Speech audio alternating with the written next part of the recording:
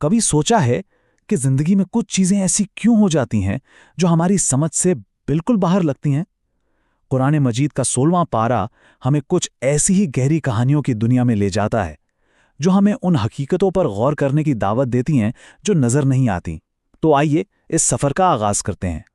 یہ ایک ایسا سوال ہے جو ہم سب کبھی نہ کبھی خود سے ضرور پوچھتے ہیں کہ بھائی اچھے لوگوں کے ساتھ برا کیوں ہوتا ہے؟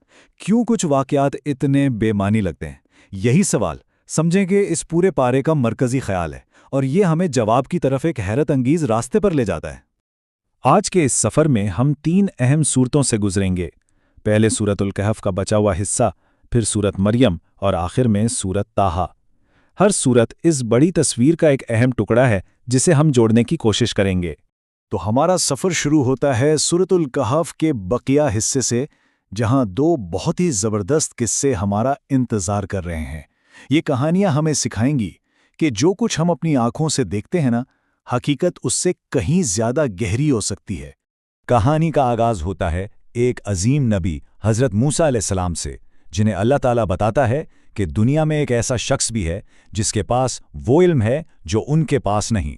ذرا سوچئے، ایک نبی کی عاجزی کہ وہ فوراً اس علم کو سیکھنے کے لیے اس پراسرار بندے یعنی حضرت خضر کی تلاش میں نکل پڑتے ہیں۔ اور جب ان کی ملاقات ہو جاتی ہے تو حضرت خضر ایک کے بعد ایک 3 ایسے کام کرتے ہیں جو بظاہر نہ صرف عجیب بلکہ سراسر غلط لگتے ہیں۔ یہ واقعات اصل میں حضرت موسیٰ کی سمجھ اور ان کے صبر کا ایک بہت سخت امتحان تھے۔ پہلا واقعہ، وہ ایک غریب آدمی کی کشتی میں سوراخ کر دیتے ہیں۔ حضرت موسیٰ تو حیران ہو کر اعتراض کر بیٹھتے ہیں، لیکن پھر حکمت سامنے آتی ہے۔ آگے ایک ظالم بادشاہ تمام اچھی کشتیاں زبردستی چھین رہا تھا۔ کشتی میں یہ چھوٹا سا عیب دراصل اس غریب کی روزی روٹی بچانے کا ذریعہ بن گیا۔ اچھا، دوسرا واقعہ تو اس سے بھی زیادہ چونکا دینے والا تھا۔ حضرت خضر ایک بچے کو قتل کر دیتے ہیں۔ یہ دیکھ کر تو حضرت موسیٰ سے بالکل رہا نہیں جاتا، لیکن اس کے پیچھے چھپی حکمت یہ تھی کہ اگر یہ بچہ بڑا ہوتا تو اپنے نیک والدین کے ایمان کے لیے ایک بہت بڑا خطرہ بن جاتا۔ اللہ نے اس بظاہر تکلیف دہ واقعے کے ذریعے ان والدین کو مستقبل کی ایک بہت بڑی آزمائش سے بچا لیا۔ اور تیسرا واقعہ ایک ایسی بستی میں پیش آیا جہاں کے لوگوں نے انہیں کھانا تک کھلانے سے انکار کر دیا تھا۔ اس کے باوجود حضرت خضر وہاں ایک گرتی ہوئے دیوار کو بغیر کچھ لیے ٹھیک کر دیتے ہیں۔ کیوں؟ کیونکہ اس دیوار کے نیچے 2 یتیم بچوں کا خزانہ تھا، اور یہ دیوار ان کے بڑے ہونے تک اس خزانے کی حفاظت کے لیے ضروری تھی۔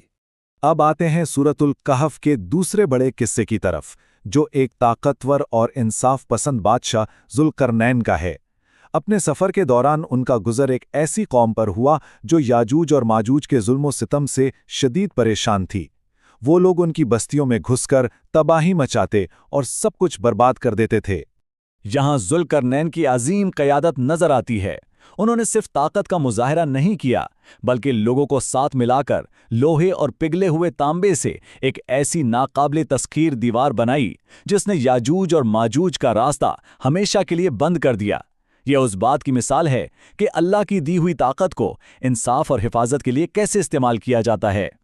چلیں اب ہم سورت مریم کی طرف بڑھتے ہیں۔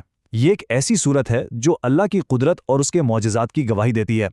اس میں ہمیں 3 ایسی کہانیاں ملیں گی جو یہ ثابت کرتی ہیں کہ اللہ کے لیے کچھ بھی ناممکن نہیں۔ پہلا معجزہ ہے حضرت زکریا کی دعا کا۔ وہ انتہائی بوڑھے ہو چکے تھے اور ان کی اہلیہ بھی اولاد پیدا کرنے کے قابل نہیں تھیں۔ مطلب انسانی حساب سے تو اولاد کی کوئی امید ہی نہیں تھی، لیکن اللہ نے ان کی دعا قبول کی اور انہیں حضرت یحییٰ جیسا نیک بیٹا عطا کیا، جو اس کی رحمت کی ایک عظیم نشانی ہے۔ اس کے بعد ایک ایسا واقعہ آتا ہے جو انسانی عقل کو بالکل دنگ کر دیتا ہے، حضرت عیسیٰ کی پیدائش۔ اللہ نے انہیں بغیر والد کے پیدا کیا، اور پھر جب لوگوں نے ان کی والدہ پر سوال اٹھایا تو انہوں نے گہوارے میں ہی بول کر اپنی ماں کی پاک دامنی کی گواہی دے دی۔ سبحان اللہ۔ سورت مریم میں تیسرا اہم ذکر حضرت ابراہیم کا ہے، خاص طور پر وہ انداز جس سے انہوں نے اپنے والد کو توحید کی دعوت دی۔ انہوں نے غصے یا سختی کے بجائے نرمی، محبت اور دلیل کا سہارا لیا۔ یہ ہمیں سکھاتا ہے کہ سچائی کی دعوت دینے کا بہترین طریقہ حکمت اور شفقت ہی ہے۔ اس پارے کی آخری سورت ہے سورت طٰہٰ، جو ہمیں ہدایت، انسانی تاریخ اور اللہ کے اپنے نبیوں کے ساتھ تعلق کے بارے میں بہت کچھ بتاتی ہے۔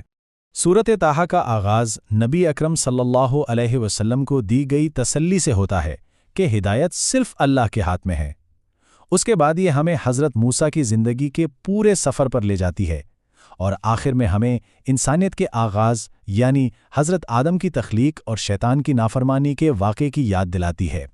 تو ان تمام کہانیوں حضرت موسیٰ اور خضر کی پراسرار ملاقات سے لے کر ذوالقرنین کے انصاف تک اور انبیاء کے معجزات تک، ان سب سے ہمیں آخری اور سب سے اہم سبق کیا ملتا ہے؟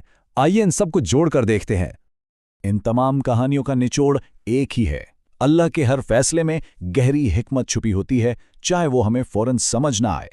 ہمارا کام ہے صبر کرنا، اس کے منصوبے پر بھروسہ کرنا اور اپنے ایمان پر مضبوطی سے قائم رہنا، کیونکہ جو چیز بظاہر نقصان نظر آتی ہے، ہو سکتا ہے کہ اسی میں ہمارے لیے سب سے بڑی بھلائی چھپی ہو۔